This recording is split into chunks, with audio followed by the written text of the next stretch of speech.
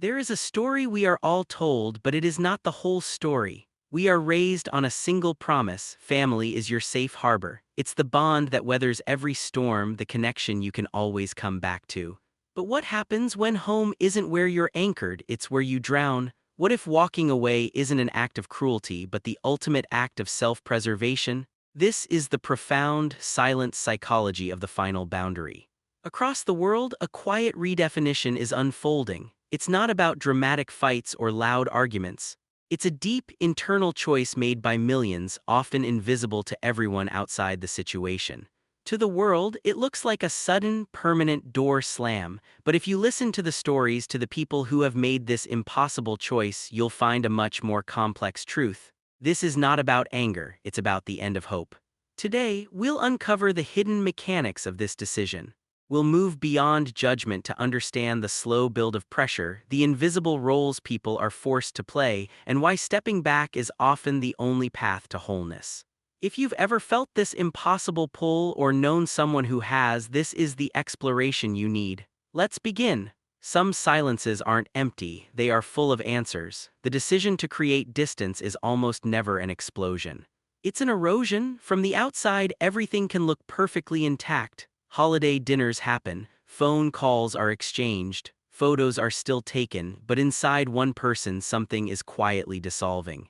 Not because of one massive event, but because of 1,000 small fractures. The offhand comment that chips away at your confidence. The dismissed feeling that teaches you your inner world doesn't matter. The subtle, constant pressure to be a version of yourself that feels like a costume. Alone, these moments are survivable, but together they create an atmosphere you learn to breathe in. Your body learns the tension before the phone even rings. You mentally rehearse for gatherings as if preparing for battle. You make yourself smaller just to pass through without incident. This slow wearing down isn't drama, it's depletion. And the choice to leave begins not with anger but with a profound, soul-deep exhaustion. So why does it look so sudden from the outside? Think of it like an earthquake. The ground doesn't just split on a whim. For years, tectonic plates grind against each other, building immense pressure beneath a perfectly still surface. The final tremor, the hurtful comment, the holiday blow-up isn't the cause, it's simply the release. To the family left behind, it feels like, you ended it over this? But to the person stepping away, the answer is, no, I ended it because of the 30 years of pressure that this represents. The break is the visible crack. The suffering was the silent, accumulating force. Long before the physical distance, there is often an emotional prison. In families where roles are assigned, not discovered, a person's identity becomes a function. There's the star who must carry the family's pride and perfect image. The truth-teller who is punished for naming the dysfunction no one will acknowledge. The ghost who learns that safety lies in being unseen and needing nothing. And perhaps the heaviest role of all, the parentified child who must become the emotional caretaker for the adults in the room. These aren't personalities, they are survival masks. And the tragedy is, the moment you try to remove that mask, the moment you try to simply be you, the entire system reacts. It fights to put the mask back on. Why? Because your authenticity threatens the fragile equilibrium. Estrangement, for many, isn't about leaving people, it's about escaping a script that was slowly killing your spirit.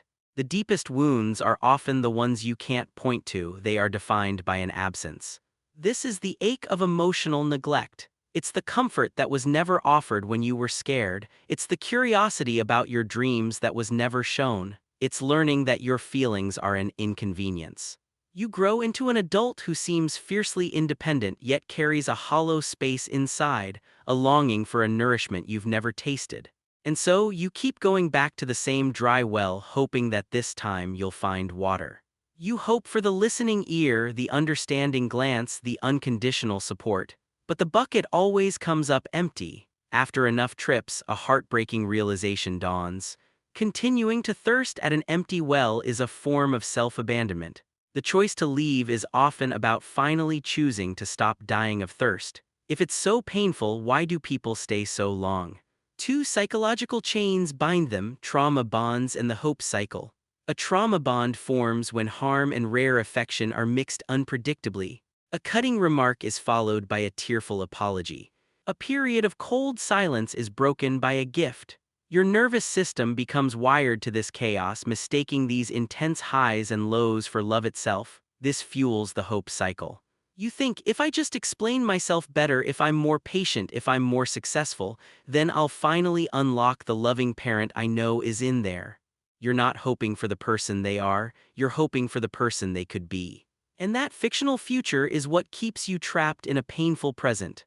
Walking away happens when the hope for a different past finally runs out and the cost of staying in the present becomes too clear.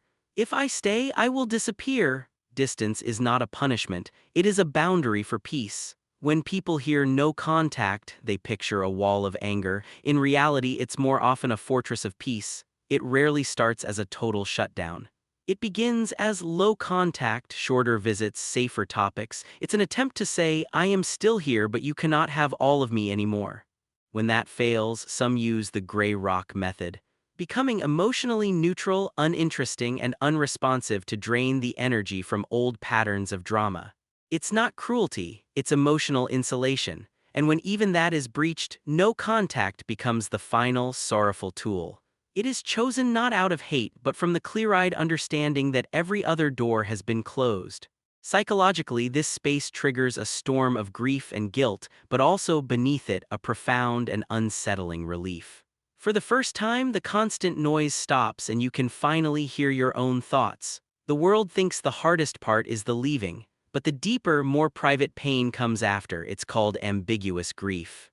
You are mourning someone who is still alive. There is no funeral, no closure, just a haunting question mark. You grieve the parent you had and perhaps more painfully, the parent you desperately needed but never had.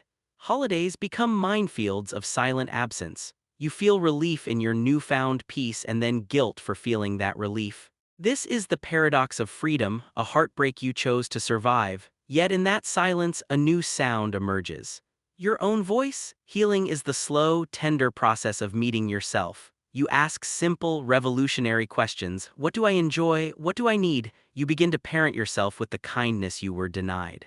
You build a family of choice, friends, partners, mentors who offer love not out of obligation but out of genuine seeing and choosing. This is where the cycle breaks. Not when you walk away from the past, but when you start building a future defined by safety, not survival. In the end, this choice redefines the very meaning of family. It says that true belonging shouldn't cost you your soul. It asserts that peace is not a betrayal and that protecting your sanity is the bravest form of love, love for the self you are finally allowing to live. If this perspective resonated with you, please help these ideas reach others by liking this video. It truly supports the channel Winds of Thought. And if you feel comfortable, I'd love to hear your reflection in the comments below. Your story might be the lantern for someone else walking a similar path. Thank you for watching. Be gentle with yourself, you deserve the peace you're creating.